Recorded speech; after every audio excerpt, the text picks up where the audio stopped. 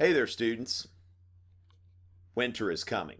All right, or at least that's what my Nalgene says. Okay, I'll just throw in a gratuitous Game of Thrones reference. But anyway, it's time to wrap up my series on the revolutions of 1848. And in this segment, which is the last, there are several other ones. You might want to click there on the card or whatever to get to the other segments. But in this final segment, I'm going to address why not Britain and Russia. Why didn't they have revolutions at that time? Keep in mind, the Starks like to say, winter is coming. But in some places, winter never came. Now, this segment goes out to Maybelline, the person who follows me on Instagram, not the line of beauty products for girls or whatever. So let's go ahead and discuss this. And really, it's two different reasons, all right? Because if you're thinking about it, people rebel because they're unhappy and they think that they can get away with it. So there are two things you can do if you want to stop rebellions.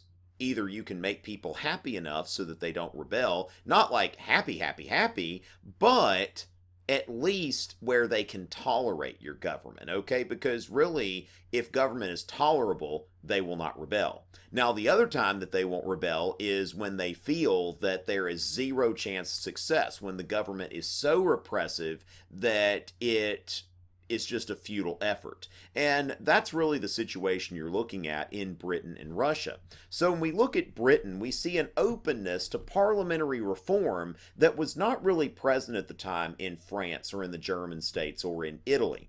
The Reform Act of 1832 expanded the franchise, where a lot of people could vote all of a sudden who had not been able to vote. Now, everybody's not voting. Britain doesn't get universal suffrage until later in the century, but at the same time, we see some progress. And when people see progress, they're not as likely to rebel. There were several reform measures that were passed by Parliament. Now, Parliament never acted on Chartism and the reforms that they wanted, but they did pass the Mines Act in 1842. They repealed the very unpopular Corn Laws in 1846, and finally in 1847 they passed the 10-Hour Act, which limited the amount of hours that women and children could spend working. So when you take these three acts and you put them together, people see that at least the government's doing something. The government may not be ideal, but there is an openness to reform within the system to where people don't feel that they have to overthrow the system in order to get any kind of reform. Like in France, where they were like, "Oh, you can't celebrate George Washington's birthday." The British are not cracking down like that. They are allowing for a much greater degree of civil liberty. And in 1848, there was the Great Chartist meeting. Now, the Chartist movement was about petitioning for universal suffrage, pay for members of parliament, equal size electoral districts, and all of that. But although there were some violent confrontations here and there was never a full-scale rebellion that happened or a revolution like you saw happen in some of these other countries. And, although they have this big meeting, they go home at the end of the day, and the government is not overthrown. And so what we see here in Britain is that reform from above is able to reduce the amount of radical agitation. So when there's any sign of reform, then the agitators are at least reduced to the level of nonviolent protest.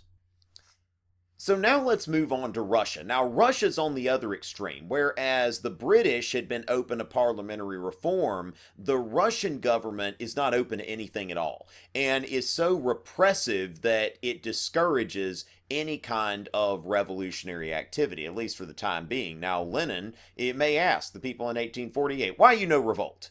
And the thing is that the Russians had already tried. In 1825, there was the Decembrist Revolt, which was led by people who were disputing Nicholas I's legitimacy as Tsar. And Nicholas I put down this rebellion with a very heavy hand. And he gave them kind of like Napoleon gave royalists back during the French Revolution, a whiff of grape shot. Now, this here is the Tsar cannon. I don't think it's ever been used in any kind of battle, but it's on the grounds of the Kremlin, I believe, and just this really huge cannon. Wasn't used, but it's just really cool. So cool they called it the Tsar. And the 5 leaders of the Decembrist Revolt were hanged in the last public execution in Russian history. So you see where this was dealt with such a heavy hand that there's a public hanging. Today there's a memorial for the 5 leaders of the Decembrist Revolt. But the reason why this didn't happen in Russia is just because this czarist repression put down rebellious impulses. So this is the thing that really the governments of France and the German states and in Italy, the governments weren't open to reform, but they were also not so repressive that they discouraged even the attempt at revolting.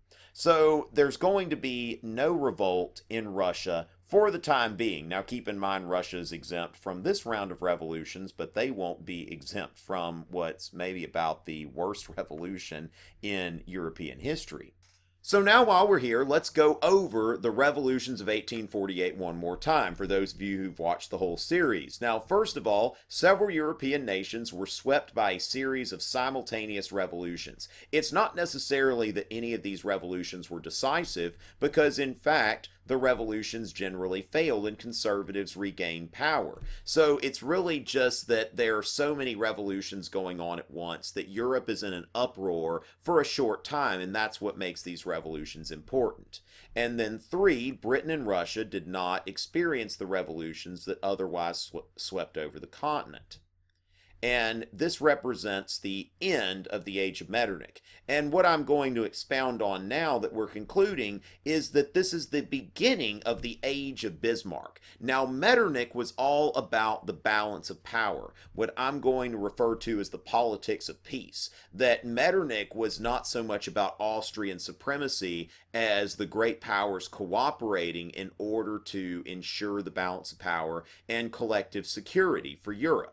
Now, when we bring in Bismarck, we end the politics of peace and we begin the politics of power. The realpolitik that Bismarck's about, that Bismarck cares about a united Germany. He cares about security based on tipping the balance of power toward Prussia, Germany. Instead of all the powers cooperating, he is trying to angle for advantage. So we see that now the balance of power is going to be upset, and Bismarck wants to see a different sort of security arrangement. Now, the other thing about the revolutions of 1848 is, if you don't... I was about to George W. Bush that or something. Okay. Now, if at first you don't succeed, try again. All right? Because it doesn't happen the first time, maybe you need to do it a little differently. The other thing about the revolutions of 1848 is that you will see the unification movements in Germany and Italy that pragmatists will replace idealists as the leaders of these movements. So 1848 represents this turning point where we see the idealists have to exit the scene, and we see the pragmatists such as Bismarck and Cavour taking over these movements. So Germany and Italy will be united by blood and iron, by realpolitik, on a pragmatic basis rather than on a simply romantic or nationalistic basis. So I think that we start to see that political realism take over there. So that's yet another legacy.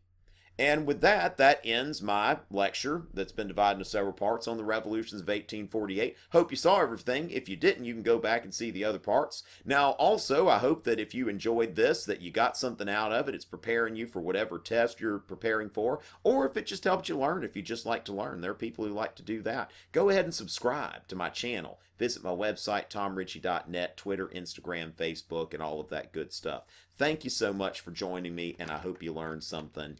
Until next time.